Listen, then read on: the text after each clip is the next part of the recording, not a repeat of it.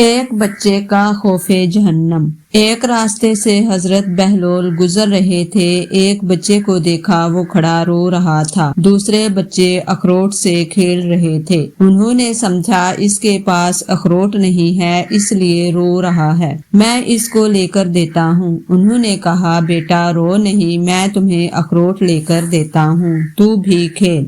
اس بچے نے کہا، بہلول، کیا ہم اس دنیا میں کھیلنے آئے ہیں؟ ان کو اس بات کی توقع نہیں تھی کہ بچہ ایسا جواب دے گا، تو انہوں نے کہا، اچھا پھر کیا کرنے آئے ہیں؟ بچے نے کہا، اللہ تعالیٰ کی عبادت کرنے آئے ہیں۔ انہوں نے کہا، بچے ابھی تو تم بہت چھوٹے ہو، تمہارے غم کی یہ چیز نہیں، ابھی تو تمہارا اس منزل میں آنے میں بہت وقت پڑا ہے۔ تو اس نے کہا، ارے بہلول، مجھے دھوکہ نہ دے، میں نے اپنی ماں کو دیکھا ہے، وہ صبح جب آگ جلاتی ہے تو پہلے چھوٹی لکڑیوں سے جلاتی ہے اور پھر بعد میں بڑی لکڑیاں رکھتی ہے، اس لیے مجھے ڈر ہے کہیں دوزخ مجھ سے نہ جلائی جائے اور میرے اوپر بڑوں کو نہ ڈالا جائے۔ یہ سن کر بہلول تو بے ہوش ہو کر گر گئے۔